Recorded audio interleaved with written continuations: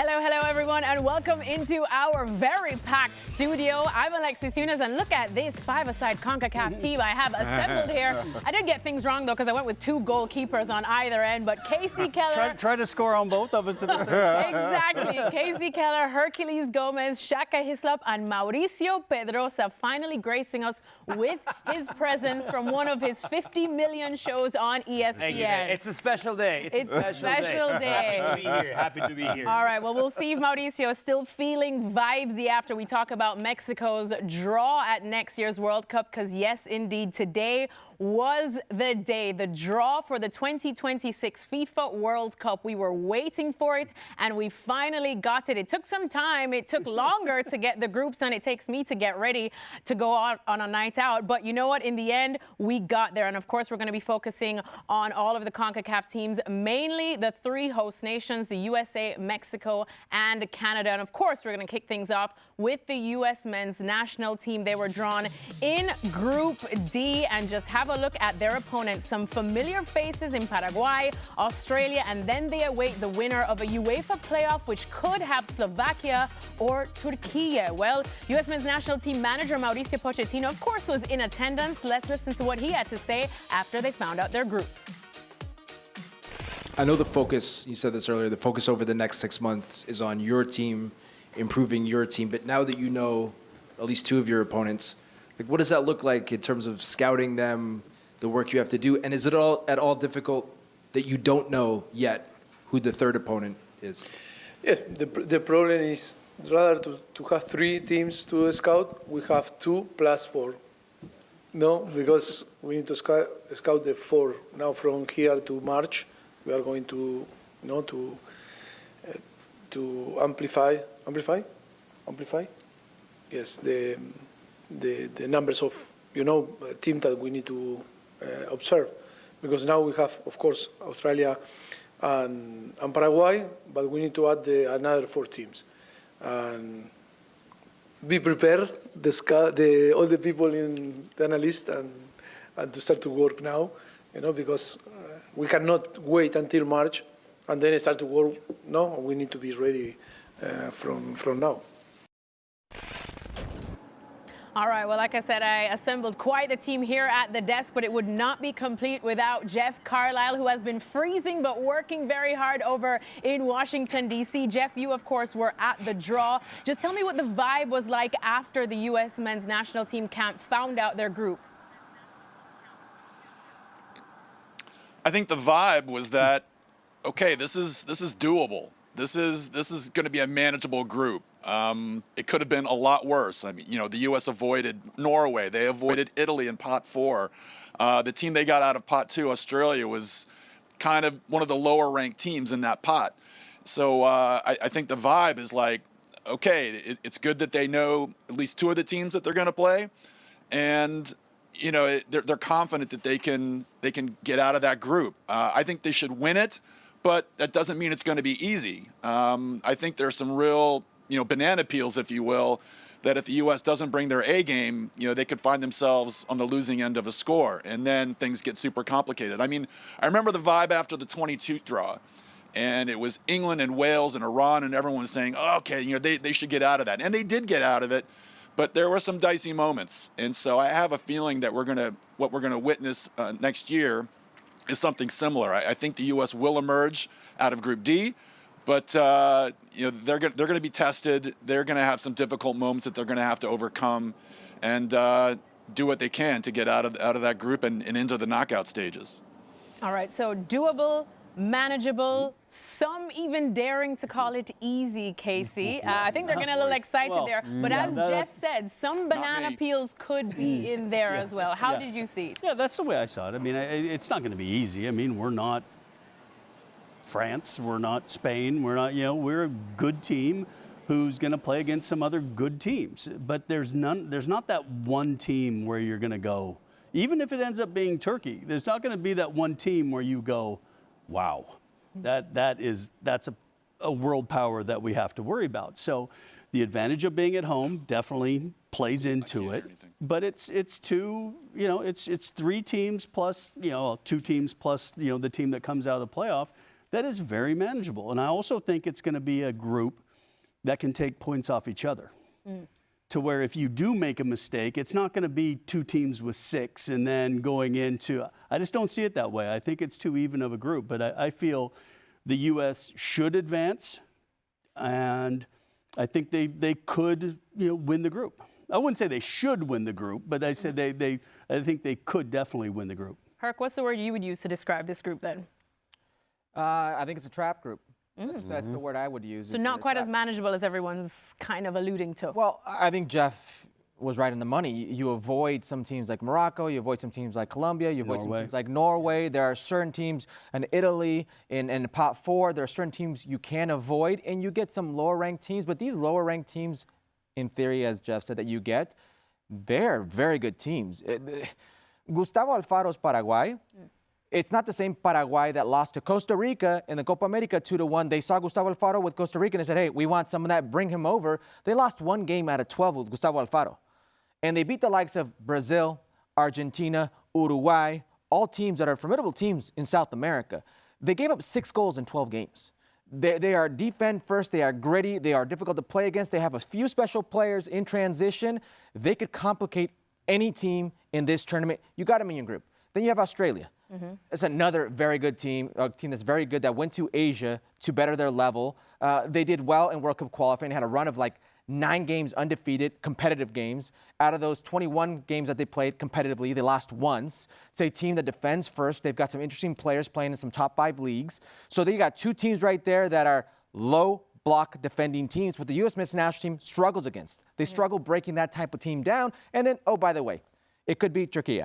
If it is that team, you got the likes of Arda Güler, Yildiz. You've got some very good players on that team. We already saw over the summer what they did to the U.S. men's national team. This set of players from the U.S. men's national team with Mauricio Pochettino, if you don't take care of business the right way, forget winning the group. I'm not saying you're going to get group because in this format, it's going to be very difficult. You've got the best third-place teams, 8 of them going through. It's going to be very difficult for one of these host countries to get grouped. But those who think you should win it and cakewalk easily, I don't think it's going to be the case. Well, we know where Mauricio's loyalties lie, so we're going to get to him last. I'm going to go for a more balanced, objective view and look for no further than our Shaka Hissap for this one. Shaka, from the outside looking in on the USA's group, what do you think? Where do you sign? That it could be a trap group or manageable, doable? I'm with Hook on this. This is a trap group. No, at the same time, you talk about the U.S. as being the pot 1 team in this group and the expectation that comes with that. I think all 4 teams, if Turkey is the one who wins the playoff, all 4 teams come into this group thinking that we can win it, or we can at the very least get out of it. There's an expectation to get out of it. But then you look at all 4 teams, and I think there's an expectation coming into this tournament, there's an expectation that the United States at least gets to the quarterfinal. I'm not sure that there's an expectation that Paraguay, Australia, or indeed Turkey get to the quarterfinal. There's a hope. If you put together a decent run and things go your way, you can get that far. But I think as we sit right now, there's an expectation that the U.S. gets there. And you just wonder how that pressure, or lack of it, how the pressure plays off on the U.S., or that lack of pressure in terms of getting that far, boosts the others. You know what adds to that expectation, Shaq, is that the U.S. men's national team just in the recent windows faced off against Paraguay, faced off against Australia, and they beat those 2 teams. But they faced off against the B teams, an already qualified Australia, already qualified Paraguay, who the coaching staff was evaluating players and look at others. It wasn't the strongest team they could field, and yet you beat them, so you're saying, I've already seen this team. I feel good about myself here. And while that may be true that you could feel good, it gives you a false sense of hope that I'm a little worried about. Mao, let me bring you in. I know, of course, a lot of your focus is on El Tri, and we will get to them definitely in the show. But as a Mexican looking at this, your rivals draw, what are you feeling? It's a manageable group. And what I would say is, to Shaq's point, if I'm Paraguay, if I'm Australia, I'm saying, whew, I avoided Spain. I avoided Brazil. I avoided Argentina. I get to play against a team that's more up to my level. So that's why I feel it's more a level play field in terms of strong teams. Now, that being said, I feel that the U.S. men's national team should advance. Are they favorites to win the group? the odds maker have them as the favorite to win the group, but it's not going to be that easy.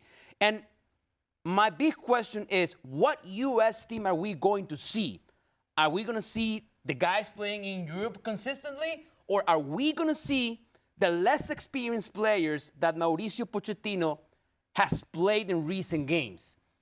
And experience is a big factor because the pressure of playing at home, and as Herc said, teams are going to play low blocks. You're going to have the ball. Can you open up those strong defensive sets?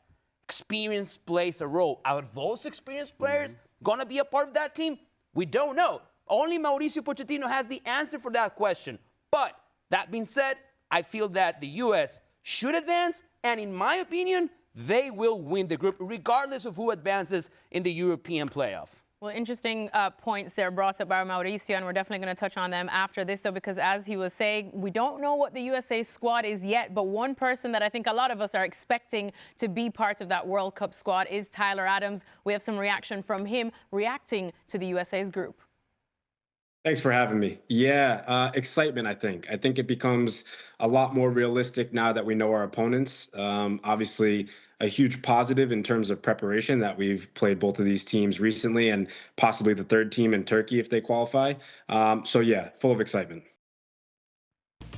Full of excitement, and why not? This is always a very hopeful and ambitious group there. If we have a look at the odds there to win Group D, Casey, what did you make of them, and also what did you make of what Tyler had to say? Yeah, I think Tyler makes a point. It's very valid. I think the part that everybody was talking about earlier is that expectation based off of the experience level that this club has. To me, a World Cup cycle always started with the qualifying draw, then the 16, 18 games it took you to get there. Then it was that celebratory moment with your fans and your teammates and your staff and everybody when you did punch your ticket. And then you had that little bit of a break before the draw, who you found out. The fact that we've been in this World Cup for 8 years, and then everybody starts qualifying and some teams start getting in, and it just doesn't have that factor where you've gone through this grind, you've gone through this cycle, you've gained, hey, this guy showed up in this difficult moment, because every cycle of qualifying, there's those difficult moments. It's a road trip, you need a goal, you need a draw, you need a point, and there's so many players, to Mao's point, that haven't been through that. So now they got to get to a point where in front of home crowd, with a group that you're expected to do well, the bookies expect you to do well, the fans expect you to do well, and now you have a group of players that have never been in that situation. And so I have a funny feeling that as we get into March, in that next window, you're going to see a much more heavy Europe experienced team. Look at the way Paraguay qualified, the way Australia qualified. It wasn't easy for them. Never is, Mount. It's never easy, but especially for these nations. It was, so they come to the World Cup with a competitive nature that the U.S., Mexico, and Canada don't have. They haven't been in this sort of competition. So you feel that puts them at a disadvantage heading into this? That is a disadvantage for the U.S. And even the team that qualifies from that European playoff, right? They're going to be 3 months out of a very, very tough process. So that element, it's also going to play against the U.S. men's national team, Mexico and Canada. I think the thing that kind of makes me laugh, too, is this whole idea of this preparation, right? I don't know who's going to be fit. I don't know who's going to be playing for their club. Yeah. Go back to the Euros in the 90s.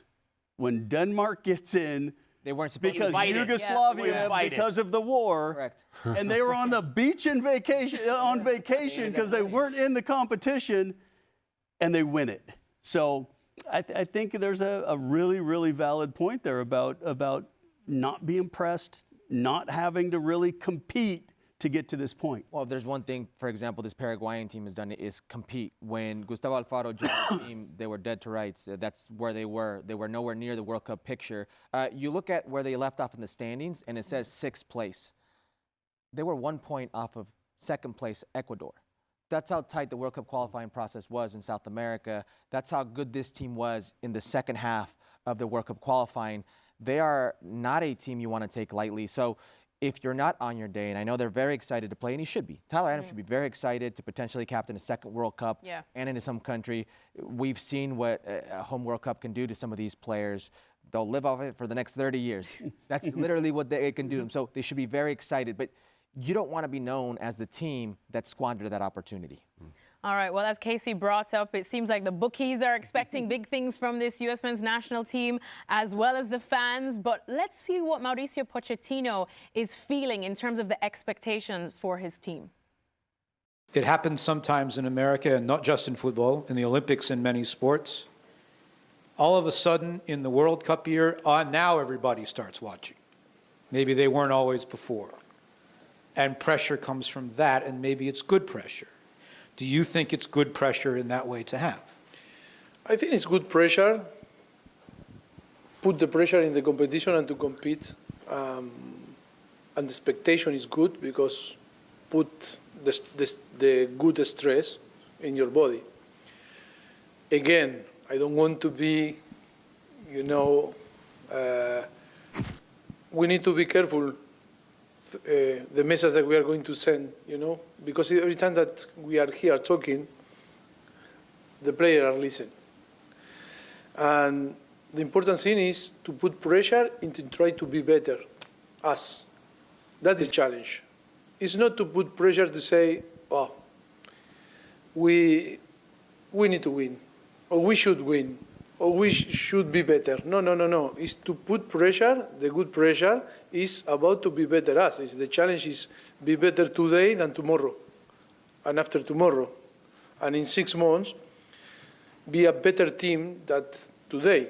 That is the good pressure. It's not the pressure to put expectative and to say, should win this group because the opponent lali, lulu, lulu, la, la, la. No, because if not, it's a big, wrong mindset. Because I think we need to be very, very intelligent in the message. Because I think the motivation is to play with our share in front of our fans and perform. And for sure, if we perform, because we have talented players, we will be close to win, and that is going to be the most important thing from here to start the World Cup.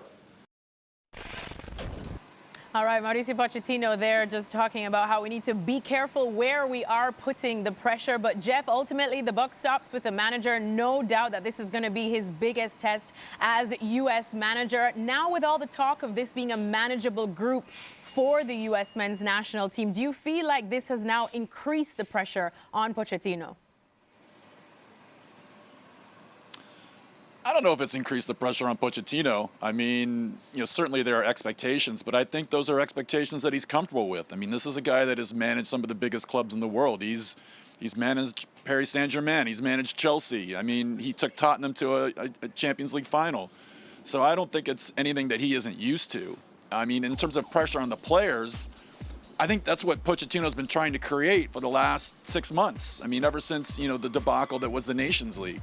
He has been trying to make a situation or create a situation where nobody's job is safe. And I think he's succeeded in that. And I think that has been reflected in the performances. So I think, I don't sense that this team is feeling pressure. I think they're feeling excitement. I mean, I think, they've been waiting for this draw. They've been waiting for the World Cup to come. And so, I think these guys are pumped and really motivated to give everything they can. I mean, Pochettino did say one interesting thing. He talked about the movie Miracle, and he talked about making the right team, not necessarily with the best players. They had to be the right players, not the best players. And so, I think, that's just a continuation of the kind of environment that he's created. And the players, again, have responded. I mean, Tim Ream was talking about it today, about nobody's job is safe. And every time they come into camp, they know they have to give their best. So, yes, there will be an increase in pressure on the team a little bit, but I think it's nothing that they can't handle. Chaka, as Jeff just said, you know, Mauricio Pochettino, of course, being a manager of some really big clubs, he's no stranger to high-pressure situations at all. But this is a World Cup. This is the biggest tournament in our sport. So how do you feel he can fare on this stage? Do you feel like there is added pressure on him? Well, yes, there is. But I also think that the point that Mauricio Pochettino is making is that you have to respond to that pressure. You have to invite that pressure. You don't go on and manage PSG if you're afraid of a little more pressure. You know, and I think there's a difference in connotation, or certainly the understanding of pressure when it comes to players, as maybe it comes to the viewing public. As a player, you have got to invite. There's far more pressure playing. There's far more pressure playing for a Manchester City or a Barcelona than there is at Leeds. But if you're playing for Leeds, you have got to you've got to aspire to play for a Barcelona or Real Madrid. You've got to invite that pressure. Yeah. And it's how you respond to it. And I think that's the point that Pochettino is making. As much as he has invited this pressure by taking on this job, he welcomes it. He wants those players to feel the same. He wants those players to look at this group, understand that, while yes, it could have been far more difficult, it also could have been a whole lot easier. But what do you do against the better teams in this group? How do you invite the pressure that this group brings? How do you invite the pressure of a quarterfinal, of a semi-final? That's what you've got to live up to. That's what you've got to look forward to. You can't shirk that. And I think that's the point he's making and hoping for his team to respond. Herc, we like to pick apart pretty much all of Mauricio Pochettino's comments and press conferences. What stood out to you from this comment and the pressure that he will have going into this? Well, our Mauricio here just mentioned that he's very curious to see if it's going to be the European players or the players that Mauricio Pochettino has been playing lately. And Mauricio Pochettino just came out and said, I'm not interested in the best players. I'm interested in the best team.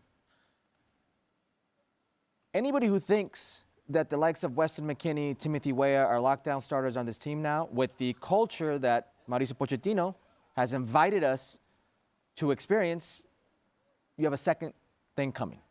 And I really do believe it. So the lineup that beat Uruguay 5-1, a historic win any way you slice it. Mm-hmm. Whatever team you think Uruguay, that's never happened before. The U.S. has never laid the smackdown like that on a South American opposition of that caliber. It was Matt Freese in goal. It was Mark McKenzie. It was Alex Freeman. It was Trusty on the left. It was Tolkien. It was Dest. It was Aiden Morris. It was Sebastian Berhalter, Diego Luna, Timothy Tillman, Haji Wright. That's not what most would say is the A team. And then after that historic win, he gets really upset because one of the reporters, Paul Tenorio, references these players not being regulars. So he's already stressed enough. Whoever you think the regulars are here, these European players, they don't exist for me. This is my team. Yeah. So I think he's stressing that again. And we shouldn't be surprised come World Cup time if those big European players that we think are the main players here aren't there. Do you know what the best coaches do? The best coaches make their best players the right players. Because you don't have the luxury to just go, hey, let's just play this guy and see how it goes. You need your best players to be your best players. And that's what good coaches do. They don't just get to, hey, let's give this guy a shot and this guy a shot. Because then he always talks about, I want this football culture. Yeah. Yeah, you go to Argentina and you just throw some guy in 14 months away. And you lose a World Cup match. Thanks for coming. We'll get somebody in here who actually knows what they're doing. So you need your best players to shine for you. And then you need a couple guys to show up that kind of surprise you. But it has to start with your best players. Mao, I saw you over there looking very pensive. Yeah. Implementing culture takes time. It doesn't take a year and a half. It takes a long time, especially for a national team when you have limited time to work with the players. So I have a really, really hard time picturing the U.S. men's national team at SoFi Stadium with the likes of Weston McKennie, Christian Pulisic is going to be a part of that, Timothy Weah, all of those great European players. I have a really hard time picturing the U.S. playing in the World Cup at home so without those players. Yep, I'm with you. What kind of conflict is that going to create inside the squad. So I agree with you. It's Mauricio Pochettino's job to somehow bring those players to the same culture that he wants to be translated then on the field. And if he's not able to do that, then he won't succeed as the manager of this team. Or you got to be very hopeful that you do, because if You it gotta be fails, extremely it fails without your best players, then you are absolutely destroyed. What has Mauricio Pochettino shown us to make us feel like he's not going to do what he's been doing?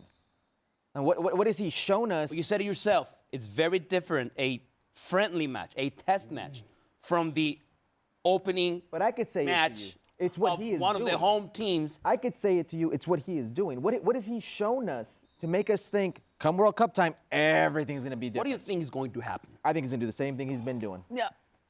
I think he's going to do the same thing. I'm a little bit torn here in that it is such a thin line that Mauricio Pochettino is treading here, and winning kind of answers all those questions. Yeah. But to that point, you see that team that makes light work of Uruguay.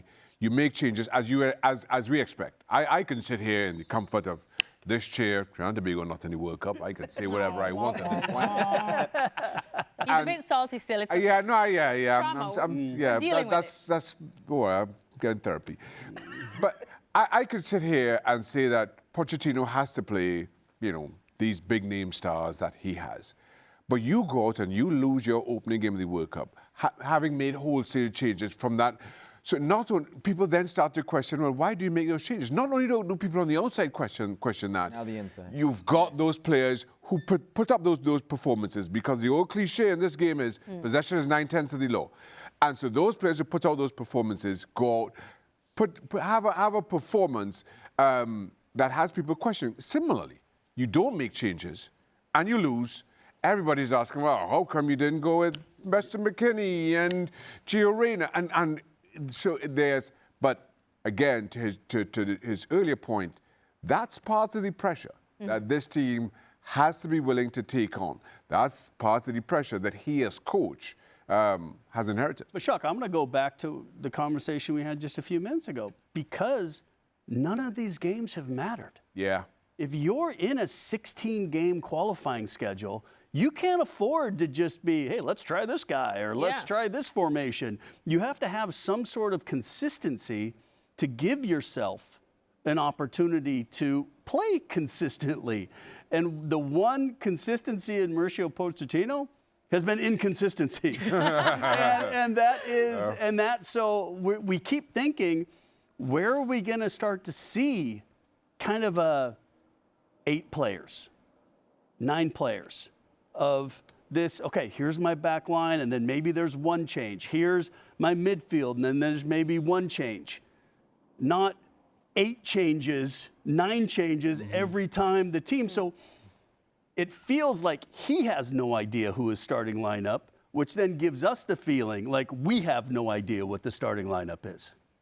Well, Jeff, I think we have a couple more months for us to continue debating what team Mauricio Pochettino will field come June 12th in California when the USA open their World Cup against Paraguay. We talked about Paraguay being a familiar opponent for the USA, as Herc pointed out. It's not going to be an easy game. It's going to be nitty. It's going to be gritty. They're going to leave something on them, especially when we're expecting to see a much stronger Paraguay than we saw last time out in November against the USA. So is it a good thing or a bad thing that the USA will be opening their World Cup against such an opponent as Paraguay? I think it's a good thing. I mean, I think, when you're playing a team like Paraguay that, like you said, is gritty, is going to bring the physicality, is going to bring the intensity every single time, you're going into that game knowing that you have to bring your A game. That if you slack off the slightest bit, Paraguay is going to take advantage. And so, I think it's something that, will get the players' attention, as if playing at a World Cup wasn't enough to get their attention on its own. I think the opponent will take it up, another notch and, really force the U.S. to mentally be engaged, physically be engaged, and really be intent on taking the game to Paraguay and getting out of there with 3 points. Herc, as you said, you're expecting a much different Paraguay from this one. And as we said, it's going to be a nitty and gritty thing. So for you, is it a good thing that the USA will be opening against them? Maybe in a sense that you get them out of the way. Yeah. That if you can get a favorable result, the worst is over. Because I think Paraguay will be the trickiest of the bunch in terms of how they defend and how they sit in a low block, and how the U.S. men's national team has historically not fared well in opening up those type of teams. Turkey, if we look at the summer series that the U.S. men's national team had, for 20 minutes they were in that game. Jack McGlynn scores a worldly, it's 1-0. It's not until Johnny Cardoso wants to play inside his own 6 across the face of the goal, a ball with the outside of his foot that goes right into Arda Güler, and then it's a goal. It's not until that moment that Turkey starts taking over. They're going to let you play a bit in this game. Australia's going to be like Paraguay. I just don't think as gritty, as do or die, as knife in between the teeth as Paraguay. Paraguay is going to be very tricky. Defensively, very sound, organized, killer mentality. Set pieces, they're very difficult to deal with. I think it's the most difficult team of the bunch because of how they could be defensively difficult to break down, which has always been very difficult for the U.S. men's national team. So you get them out of the way. Here's my concern with playing Paraguay opening game. Opening games are generally cagey affairs. Emotional ones too, of course. Teams are coming into that opening game thinking, well, we can't afford to lose it. Primarily here, unless you're in Argentina or Spain, you can't afford to lose your opening game. And now you have this team in Paraguay who that kind of quieter, more defensive game suits them. That's how they play. They are going to sit in a low block and hope for that moment, and it will be a game of moments. And now, how do the U.S. approach in terms of their own openness? How high do they press? How free flowing does this game become? And so I just wonder if playing against who I think will be the most defensive of the other 3 teams in this group, how does that fare kind of give them the personality that opening games generally come with? Casey, of course, Paraguay, Australia, and I think everyone is feeling it's going to be Turkey. Nobody's giving Slovakia any hope, but looking at Germany, those, though. If that is exactly. Maybe Germany. So if that is going to be the 3 set opponents for the U.S. men's national team, who are you expecting the biggest threat from? I think the firepower that Turkey has probably is the biggest threat that could put maybe the most fear in you in the way that they can score goals. Now, what you have to be worried about with a Paraguay and with an Australia is that you have a lot of the ball and then you kind of lose your balance. And then you get hit on a counterattack when you've had 60, 65% possession. Then all of a sudden you're like, wait a minute, we had 2-3 shots and then how are we a goal down right now? And then to Herc's point is they then, get into more of a block because they have something to hold on to. So, yeah, I think Turkey probably would have the best opportunity to really kind of maybe be, more of a team that could maybe even have like an advantage in possession and score goals. But again, I like the draw. I mean, you're not going up against. Yes, we can say it's a trap. It's this and these teams, but there's no Germany in there. There's no Italy in there from years past. There's not that real, oh boy, okay, here we go. Here's a club that you're like, this team can win the World Cup. Nobody in this group is going, somebody from Group D is going to win the World Cup. So it's manageable. Manageable. In this manageable group, Mao, who do you think would pose the USA the most threat if Turkey is the one that gets through as well? I honestly think it's Paraguay. Okay. Styles make fights, and this is a style that does not really fit the U.S. well. I go back to the latest international window. Paraguay played the U.S., but they also played Mexico, and I remember that game really well. Paraguay beat Mexico 2-1, and to be completely honest, they should have won that game 4-1. If it wasn't for Mexico's goalkeeper, Paraguay played the second half. Julio Enciso with those. They're playing Mexico, Mao. I mean, come on. What does that mean? What does that even mean? I'll see myself out. I'll see myself out now.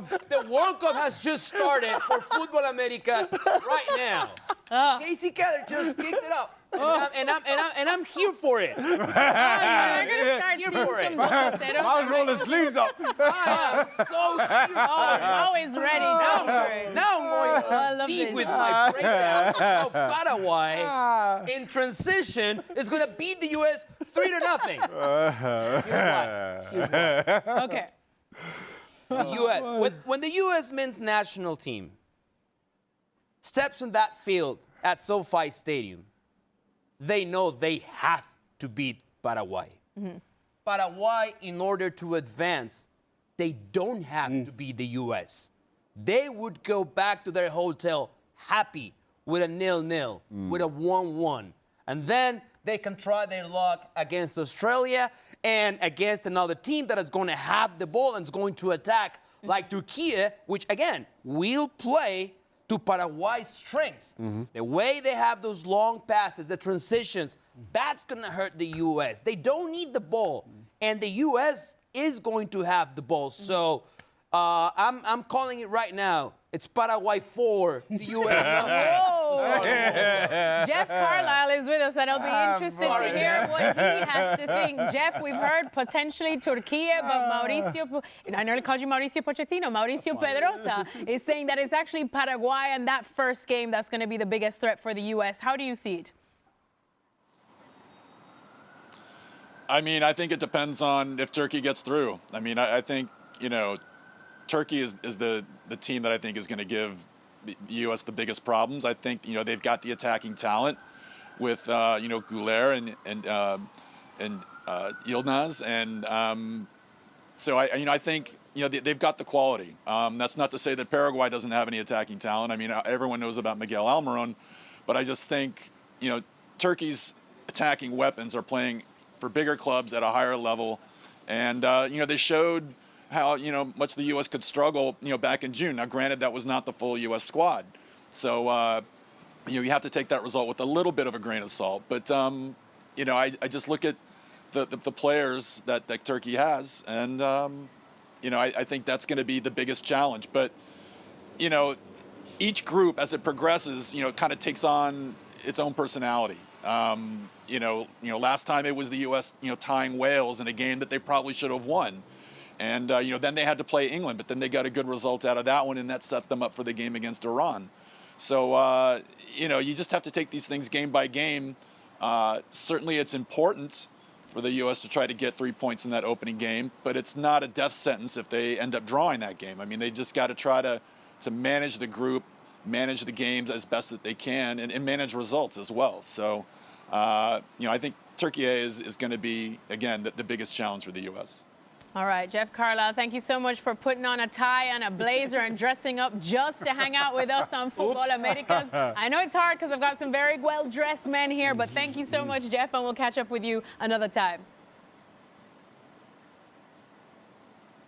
Look how smart he looks. We love that. Our Jeff Carlisle there. All right, well, I'm going to try and simmer things down between Casey and Mauricio because we haven't even started talking about Mexico yet, but let's continue speaking about the U.S. men's national team. Christian Pulisic is also giving his thoughts on the draw. Doesn't matter who we're playing. I mean, first match of the World Cup, obviously playing in LA. I mean, we're going to be ready for that game. I think we'll be looking forward to that for a while, and of course, getting 3 points right off the bat like that would be an amazing start for us and just put us in a great position in the group. So we're definitely looking forward to that one. Obviously, the first goal is to make it out of the group. We know our opponents, well, two of them at least, and we know we're going to play against, and we have to finish, obviously, the top half of that group, and that's our first goal. And then once we get there, it's a knockout tournament, and from there, no matter what round we lose in, we won't be happy. So you want to push as hard as we can, and yeah, we're gonna try to make a good run. No matter what round we lose in, we won't be happy. That's what Christian Pulisic has to say. But Herc, we talked about it yesterday on the show, and you referenced how far Casey's team managed to get. And that has been the standard, at least for the USA, back in 2002 when they made it that far. So is this current setup of the U.S. men's national team, I suppose, programmed to make it that far, if not further? No. And Tyler Adams had an interesting quote in this very same interview right there where he says, the goal, our idea is to win it. That's the goal. But I think setting a benchmark of the furthest the U.S. team has gone is also realistic. If they advance in first place, all things go to plan. First place, the U.S. men's national team goes into the next round. They beat whoever that best third place team is. Everything goes to plan. The first place in the other crossover would be Belgium. And if you beat Belgium to go to the quarterfinals, it would be Spain. So to go as far as Casey Keller's U.S. men's national team, they would have to beat Spain.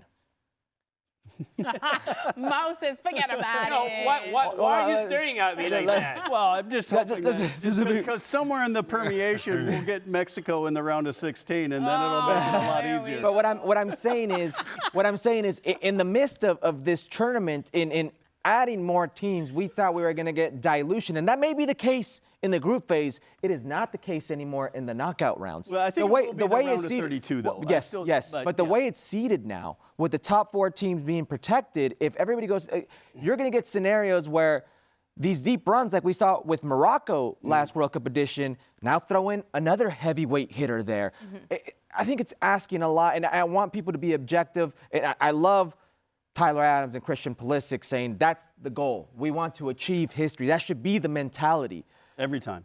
But to do it, you're going to have to beat some big hitters, and it's easier said than done.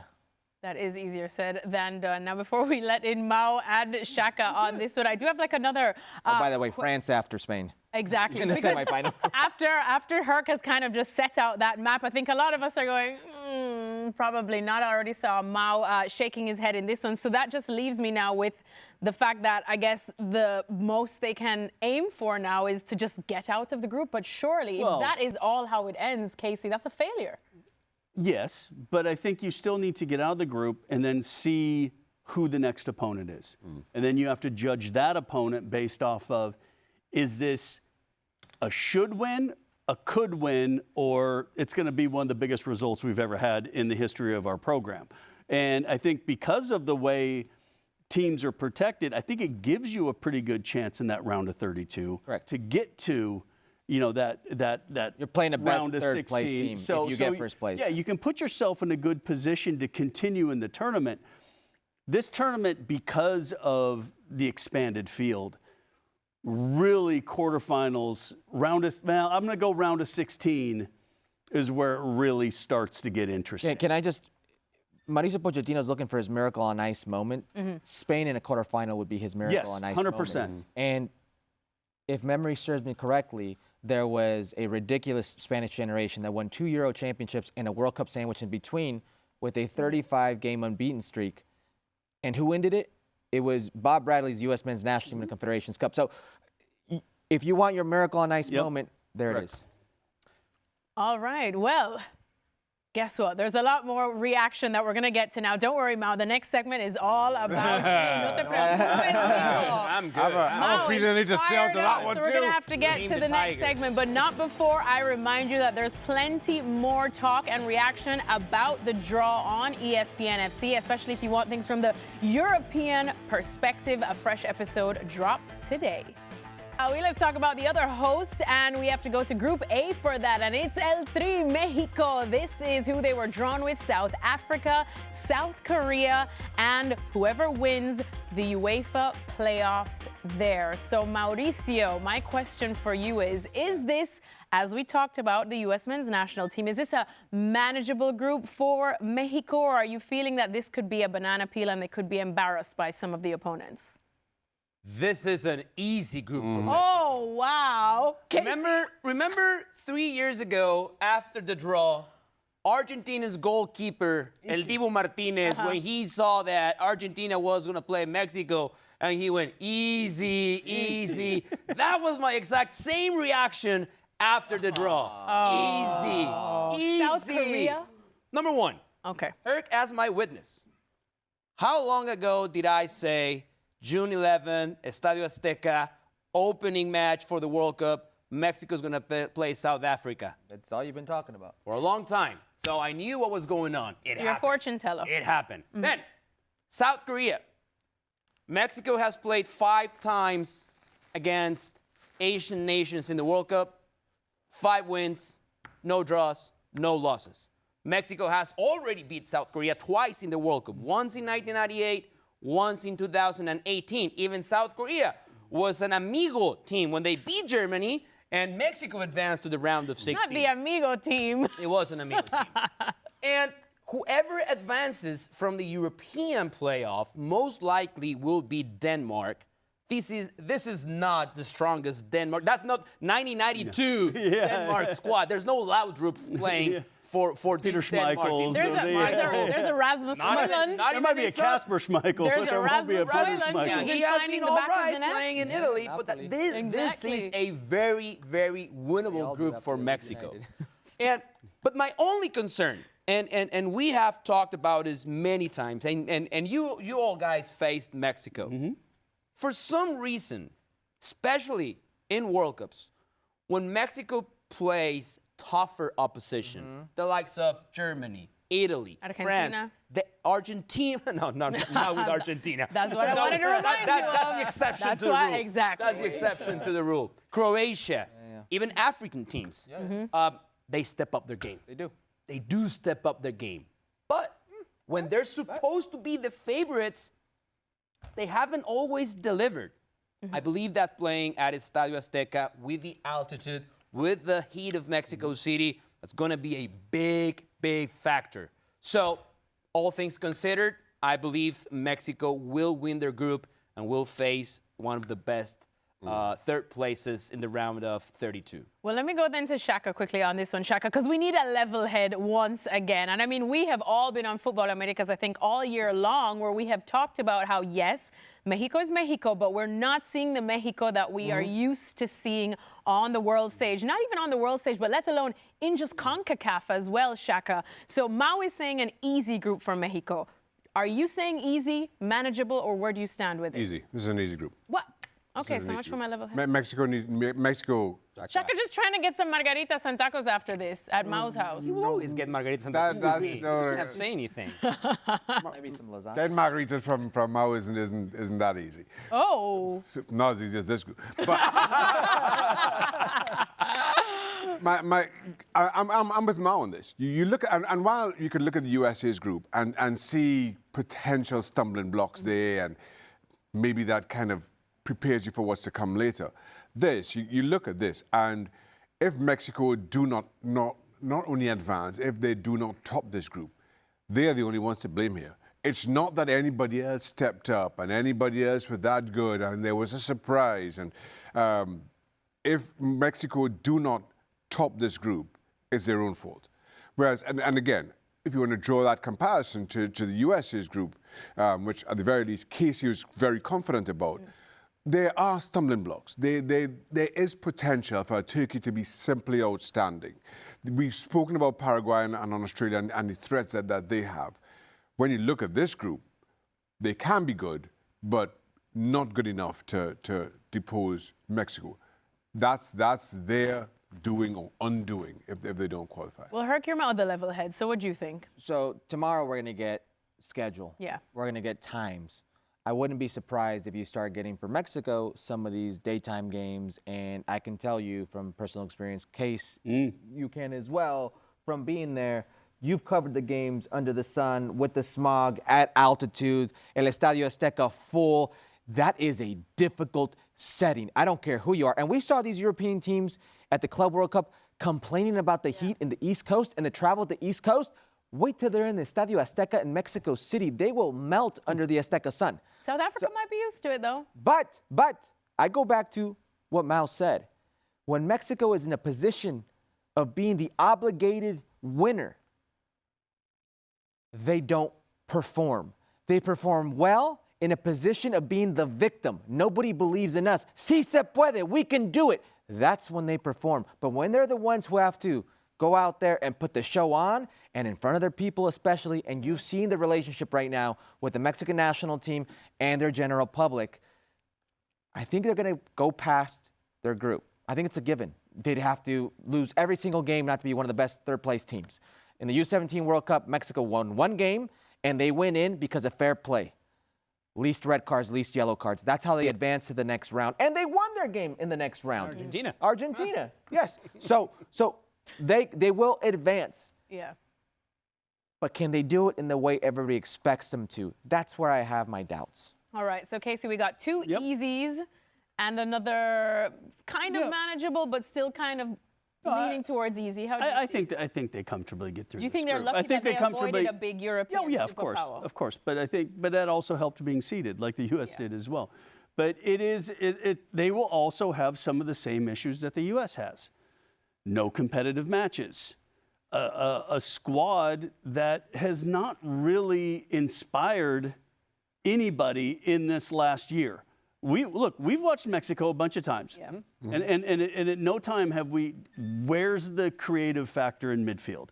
Where's the pace on the wings to get past somebody? It's a team that has to play very well to get results. They don't have the individuals that can take a game over and be the person that says, oh, wow, okay, that guy made a difference. So, yes, the draw was favorable. Yes, they'll get through. Yes, they should win the group. It's only their fault if they don't, to Shaka's point. But it's still, I'm still waiting for that Mexico that I remember playing against and seeing, a more dynamic, a more just team that you feared to play against. You know why you don't see that team? Because the players are not the same. Well, the quality of the quality players of the has really diminished in the last 4 to 5 years. Right. Now, and if we're drawing comparisons between the U.S. and Mexico, I find a bigger one, which is when you talk about Mauricio Pochettino relying on younger players, domestic league players, Major League Soccer players, he's comfortable with that. I don't believe Javier Aguirre is comfortable yet with any of the players that he has given chances to so far. He gave an interview after the draw, and he said, I already have my 3 goalkeepers. The rest, still a lot of question marks. And that shouldn't be the case 6 months out of the World Cup. Yeah. And when you think of, as Kay said, who is going to be that player that you can rely on when the game gets tough? Mexico, we don't have a playmaker of that level. There's no. Well, they're hoping Gilberto Mora can be that, but you're hoping. That's what I'm talking about. You're hinging your hopes on a 17-year-old. That's, I mean, you cannot believe that. The question is, which Mora's Mexico? not Lamine Yamal. No, correct. So, but he doesn't have to be Lamine Yamal. He just has to be Mexico's hope, and he's got to do something. It takes 1 goal, 1 play to get to that type of status. Not the Lamine Yamal status, but in Mexico.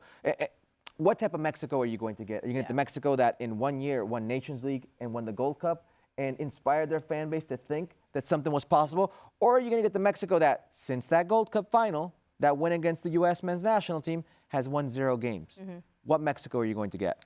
Mao, what Mexico are we going to get? I don't know. And I don't think Javier Aguirre knows. If I don't know, that's totally all right. It doesn't matter. But it matters that the manager doesn't know. And he does not know. At this point, he does not know how fit Santi Jimenez will be. Where is Santi Jimenez will play starting in January? Raul Jimenez, he plays a lot of minutes for Fulham. He barely scores. And the other big question mark is the relationship between the team and the fans. I have no doubt, 0 doubts that when the game starts against South Africa, you will hear Mexico, Mexico extremely loud. Yeah. But if it gets to the second half, 60th minute, and the team does not connect with the crowd, it can get ugly. Because it has happened. And if At that's the World the Cup, case, though, that's my. I'm still hesitant, but it can happen, Shaq. I mean, I get what you, because I've witnessed it myself. But at a World Cup, you just feel, well, I want to feel that the fan base brings a different expectation of themselves and how to support the team. And so that's what I'm asking you here. And I understand. You're playing South Africa in October, and it's not going well. You can see the Mexican fans turning, and you can almost sympathize with it. But at a World Cup on home soil, do your fans turn after an hour if it's 0-0? After paying $600 per ticket? Yeah, I don't think it's going to happen, Shaq, but what we've seen recently, right? That's only what we can go with. What we have seen in the last 2 or 3 years. The players have admitted it. What Raúl Jiménez said after the game in Torreón, what Edson Álvarez, the two leaders, Herrera has said those are the before. two leaders of this squad. They don't want to go and play in Mexico. Yes, friendlies, test matches, the World Cup should be different. Can I guarantee that it's going to be different? No, I can't. If Mexico stumble in that opener, I know it is unlikely, of course, as we have all said, but if they do, or if the performance is not up to par, knowing that you want to see a strong performance because Mexico's expectations in the tournaments are not South Africa's, probably not even South Korea's. But can the World Cup then become toxic based on what Mao is saying for Mexico in terms of the relationship with the fans? It can, because that's the relationship the fan base and the players have shown us throughout the years. But I seriously doubt it. I'm with Shaka here. I think come World Cup, and I've experienced this, you don't get to experience the World Cup really being a player. And I'm sure the guys around me will attest to this. When you go cover a World Cup, you say, oh my God, this is what happens when I'm not at training. This is what happens when I'm not on the field. It is amazing. It is a party, it is a celebration, and the fans show out. And Mexico fans are so well traveled. Mexico fans are so loyal, and Mexico fans just want so little. And I do think if you give them that little bit of what they want, they will back you. And in el Estadio Azteca, it doesn't matter if it's the Mexican national team or a club team. The first time you're in Estadio Azteca as a player, it is imposing. You're looking up and you're like, it really is. What is this? I really think they can and then use the that. first time you make the first sprint. Yeah, oh, you and feel it go, in your lungs. They're going to use that to their advantage. Well, yeah. So, but I think equally with the points you guys made about the U.S.'s group, that South Africa, Korea, and the qualifier from Europe as well are looking at this going, yeah, this is an okay group. Absolutely. We can get out of here. So I think the combination is you think so, Case? I do. Or do you think 100%. you're gonna, hey, you got to play Bolivia to get into this tournament? And you're like, yeah, in Bolivia. Oh. Well, yeah, I mean, that's... You know, I think it changes things. It definitely changes because when you experience like you it, said, yes. You will look at tape and you will look at things, and players will tell you about playing in Azteca against Mexico and knowing that it is a different environment. Yeah. But still, it's not the Mexico that's scaring teams 10 years ago.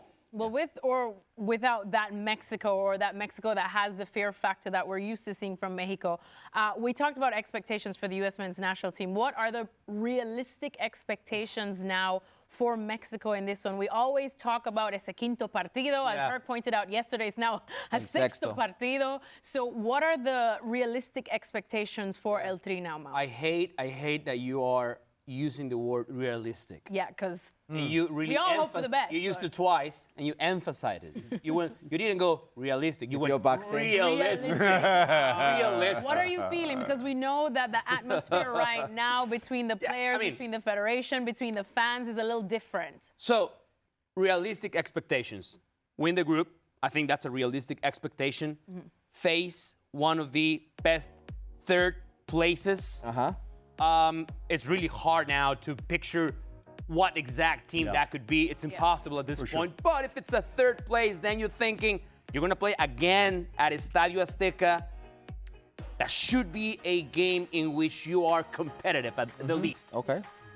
I would say Mexico advances to the round of 16. Oh. That's a realistic expectation. Who's in the round of 16? If they advance and the First other place? teams, first places, advance as well, that would be England. England against Mexico, round of 16 at Estadio Azteca. Would it be realistic that Mexico would advance? The answer is no. That would not be realistic. But nevertheless, this is the third time that Mexico will play a World Cup at home. Both instances, 1970, 1986, they advanced to the quarterfinals. I know, different format. We went from 24 teams to 48 now.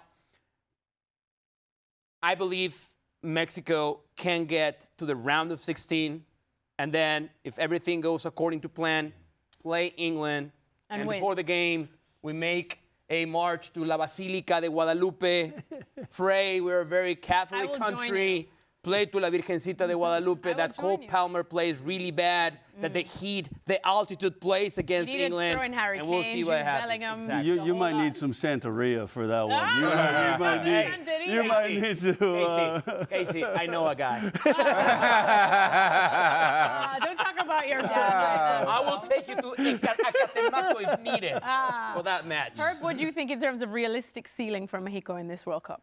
Well, if it is England, where's England going to play? Where are they going to start? Are they going to be in Mexico the whole time, or will they have to travel from Canada, the United States, to Mexico? I think that plays a massive part in. And now, if there's any parallel I can draw in world football to how toxic Mexican football is, the club level and at the national team level, it would be the English national team. It would be English football. Can I see a realistic situation where we'll find out the schedule, we'll find out where they play, where on short notice, England has to go to Mexico in that type of environment and with that type of altitude and maybe a day game, and Mexico get a favor? Call me crazy, but no, crazy. 3 World Cups. Leveler? Hold on, Local. that's a huge Definitely leveler. would be a leveler. That's a leveler. That's a leveler. 100%. Yeah. I think especially for England. When you, that's when you right. talk Exactly. about European teams or Yeah. the big European teams where weather can be a factor, the English, I think will be definitely affected. And our Scottish friends. Yeah, but we're not really thinking about Scotland that far. But yeah, but to that point, I think similarly, the expectation is that Mexico gets there. I also think that just getting to was it the quarterfinal and even if you lose to England would suffice. I also feel, and while I've kind of defended the fans and their support of the team, I still think that this Mexico team has to be convincing. Yeah. Limping to the quarterfinals. Right. Is not going to be received well. I think, and given this group, you have an opportunity to play well, to put down a marker, to set a standard that maybe those fans have not been able to experience for the last few years. Anything short of that, I sympathize with it too. Now, have you guys realized that we've been speaking of the Mexican national team for the past 25 minutes? Yes, and our producer Beto says I need to move on. We have only named one player, Gilberto Mora. We've talked about the altitude. We've talked about the Estadio Azteca. As question marks. As question marks. That they don't like We have not named one player that we can all agree and go, but this guy can make the difference. That's the biggest. The Rafa Marquez is the Pavel Blanco, Pardo, Guardado. The Memo Ochoas. Gotta show some goalkeepers love, right? All right, well, if you want more reaction from the World Cup draw, but this time en español, you can definitely check out our other show, Ahora o Nunca. Mauricio is on that one, as well as Herc. It's available weekdays. All right, let's head a bit north now to talk about the third and final host of next year's World Cup, Canada. They were drawn in Group B. They are also awaiting a team from the UEFA playoff, and they got Qatar as well as Switzerland. So let's hear what Canadian manager Jesse Marsh had to say.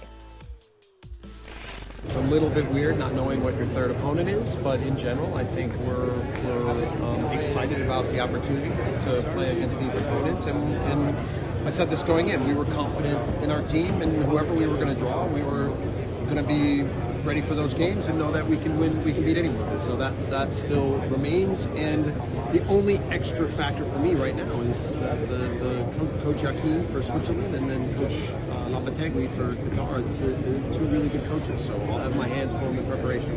What are some of the challenges and some of the positives to get to play 2 European teams in the group? Well, look, in theory, these opponents like the ball, you know. So with us being very intensive against the ball, it could be a good matchup for us. But there's still a lot of quality in the teams, and so we'll have to do all of our preparation and make sure that we want to get our team healthy, we want to get our team in good form, in good fitness, and make sure that for a whole World Cup, that in all ways we're going to be at our best. So how do you think about that unknown team?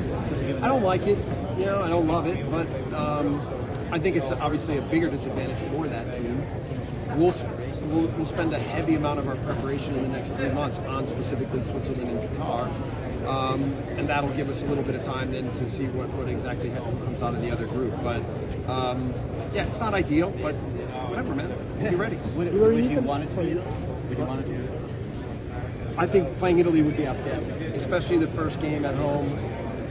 I know that there would be a lot of Italian Canadians at the match, and they better root for Canada. That's all I'm saying. Coach, recently actually to see David. I live in Italy. Oh, you do live in Italy? Yes, abita in Italia. Parli italiano? Sì, un poco. Quindi pensai di sfidare l'Italia cosa Look, I think Italy, again, is a really good team. I think Gattuso's come in and done a good job. He's made them very competitive in their last matches. That would be a big challenge for us, but it would be an incredible moment for a home World Cup to have Canada-Italy. Coach, you took charge of Canada just a year ago. How do you compare taking charge of a tournament, a Copa America, where you only had a few weeks to prepare, versus this World Cup, where we've known about this for quite a few years? How do you compare also the Canada that we saw in last year's Copa America and the Canada that we're going to see in next summer's World Cup? Well, we're clearly more advanced as a team than we were at that time. We also caught some teams by surprise a little bit because they didn't know everything that we were going to be about. But I think we've matured a lot. I think we've grown a lot. I think we've used the last 18 months or whatever, 17 months to benefit the overall player pool, the performances from match to match. I think there's real clarity in the identity of who we are and how we want to play in the best games. So we have a lot of, I think, confidence and excitement, and I think that's led us to believe that for a home World Cup that we'll be prepared. All right, so a very hopeful sounding Jesse Marsch there, of course. And when we look at that third team that Canada could get, we're talking about the likes of Wales or maybe even Italy. Northern Ireland is definitely in the mix as well, but I think everybody's favorites to go through is Italy, despite the issues that they have been having over the last couple of years indeed. So if it is Italy that rounds off that group, then is this a fair group for Canada, or is it a brutal one, do you think, it's not, I think it's harder than the U.S. and what Mexico have. Okay. Switzerland are strong. Yeah. Switzerland is a very good side. Qatar, who knows? It is. It's one of those teams that could throw a couple athletes out there and cause you some problems. And then obviously we're all waiting for Italy to become Italy again. Yes. And if somehow they can, Italy's even waiting. Yes. And if somehow they can get through this playoff and then have zero expectation from their own fan base coming in, maybe they could be a very dangerous surprise factor for Canada. I still expect Canada to get through in this group, but not as comfortably as Mexico and not as confident as I am with the U.S. Kirk, what do you think? Fair or brutal for Canada? This is a brutal group. Yeah. This is absolutely brutal. I love my Canucks, my Canadian friends, but this is, I think, worst case scenario for Canada without being one of the big hitters, without getting, because you can't, because you're pot one. This is terrible. Qatar, you should be Qatar. If Qatar's like what we've seen in previous Gold Cup editions or last World Cup, Canada's a better team. Intensity-wise, they're going to take it to them. They should beat them. They got better players. They'll win. Switzerland's a very good team. Yep. We've seen them against already CONCACAF opposition, the United States men's national team, and against Mexico. That is a very good team. And Italy's the playoff pot 4 team that nobody wanted to face. And now you got them. And I could tell you from living in Toronto, from living in Canada, how massive the Italian contingent is in that country, is on that side of the world. Mm-hmm. This is as bad as it can get for Canada. You're no longer... Well, pot 3, if they'd got Norway, that would have been... No, but then we would have went pure crazy. It's fine, but this is literally Canada looking to not be the third best team, looking to hopefully play for second best. And that's not what you want to look for if you're a host country. You want some hope. We think there's a hope with the U.S. men's national team. We think there's a hope with the Mexican national team. I don't know how realistic the hope is here for the Canadian men's national team. And I like what Jesse To win Marsch their has group done. or to go through? Because I still think win they're their gonna group. Okay. To win their group. Yeah. Because going through as a top, third place team, I don't think that's a win for this Canadian men's national team. I think it's got to be better than we're at the show. It has to be better than you in the 2022 World Cup against Belgium, had Belgium on the ropes. You missed a penalty kick. You were the better team for long stretches of that game. Then you go off against Croatia, shoot your mouth, as John Herdman did, get the Croatians pissed off, and what happened, happened. And then it's Morocco. But you were in one of the toughest groups, and you held your own for long stretches. It's no longer just about being at the show. You have to prove something. And this is a scary group. Mao, I saw you nodding as well when Hurt said that this was worst case scenario for Canada. It is one of the worst for sure. And the way I see it is, if indeed it's Italy, the team that qualifies and completes that group, then Canada's realistic expectation is to be third, one of the best thirds. And I was there, we were there when Qatar beat Mexico in the Gold Cup a few years back. It has happened before. Well, that was Mexico's second team. That's right. I mean, whatever it is, it has happened. It has happened. I'm not saying it will happen against Canada in the World Cup, but it has happened. So being one of the best third places will be Canada's realistic expectation.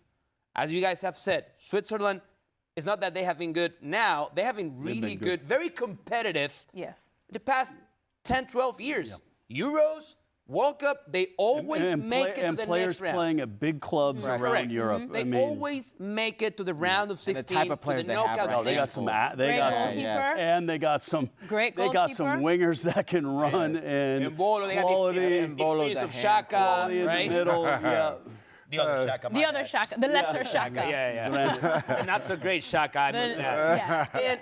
And if there's a scenario, if Canada is one of the best third places, and if the U.S. wins their group, that match can happen. Canada playing the U.S. North in the round of American 32. Classico. Yeah, but I honestly, I believe third place is a realistic expectation for Canada. Wow. Shaka, you agree? I'm with Mao fully on this. I mean, what other group of the 12 can we say the pot 4 team arguably is the favorite? And I think that's the US's group. With the greatest of respect, we assuming Italy are going to be that team that qualifies in much the same way that we're assuming that Turkey qualifies for the US group, right? There's a playoff to be had, but we're going to assume that Italy are going to win it. They are probably favorites to win the group at this point. I also feel that as with the US's group, less so Mexico, kind of given how easy I think that group is. The schedule plays a factor in this. The Canada opens with Italy, against who I think are the favourites in this tournament. Now, Italy kind of how they limped into. Sorry? Your favourites in this group. Italy the favourites in this group. Yeah, sorry. Italy the favourites in this group, and kind of given how they've limped into this tournament. Again, I know there's a playoff to come. Let's just assume. Given everything that was said and some of Gattuso's comments, you could understand, and just despite their failures of recent years, Italy are an incredibly experienced team at this level. How they manage that first game, what happens between Qatar and Switzerland, I think that really kind of directs a lot of what's to come from there on in. So I'm with Mo on this. I'm a little bit concerned for Canada. Now, third place is there. I think Canada gets the better of Qatar, no question. But we can't just freely assume that we know all third places aren't going through. So even that is a little bit of a Russian roulette, kind of given what may or may not happen in other groups as to whether your third place in this group is enough. Oh, Canada. Oh, Canada, Canada. Well, I have hope for you. I have hope for you, indeed. All right, well, there's plenty more La Liga action as club football is back on this weekend. Real Betis up against Barcelona Saturday. 12:30 p.m. Eastern Time is kickoff, but you know we're on with the pre-show 30 minutes before on ESPN Deportes as well as ESPN+. All right, so we have gone in depth looking at each of the 3 CONCACAF hosts for this World Cup, the USA, Mexico, and Canada. And I want to know who you guys think will be the giant of CONCACAF. Now, this is just our simulation. We're just being optimistic and assuming everyone gets through, does their job, does it well. So which host goes the furthest? Casey, let me start with you. You know what Casey's going to say. That's true. Yeah, this. Mao is looking at him with some daggers in his eyes. Look, I see us if again, this is a large assumption on to extrapolate this bracket this far out. But do you honestly think? Now, I'm being 100% honest. Canada beats the Netherlands, the U.S. beats Belgium, and Mexico beats England. I mean, if in this, Can I go? Of course. Can I go? I've been spot on with my predictions so far. Okay. And on this very same show, I predicted, God knows how long ago, the U.S. will make the semifinals. I'm not going to say right now that they will. But from that scenario, U.S. playing Belgium, this is the worst Belgium we've seen in the past 12 to 16 years. Yeah. That's a winnable game. Okay. In The terms U.S. of a big name. should advance. Mexico won't beat England, and Canada, first of all, Canada won't make it all the way there, but anyways, Canada won't beat the Netherlands. The U.S. can beat this Belgian team. I think I agree with you. The U.S. can beat that Belgian team. Should the U.S. beat that Belgian team? I think we were talking about in the round of 16 in Qatar. It was a beatable Dutch side. It wasn't the best Dutch team over the last 10, 12 years. Hey, they took Argentina. But they grew into the tournament, as did Argentina. True. But the U.S. played right into the Dutch's hands in that match and got beat on counterattacks. So, yeah, I mean, I think when you start getting to this stage, I think the big boys, as Alexis just mentioned, find a way to grow into the tournament. And I think if you start to hit one of those bigger European nations, South American nations at that stage, that'll be one of the results of U.S. soccer history if you can get past that. Look at that, my little bit of analysis just coming in handy right there.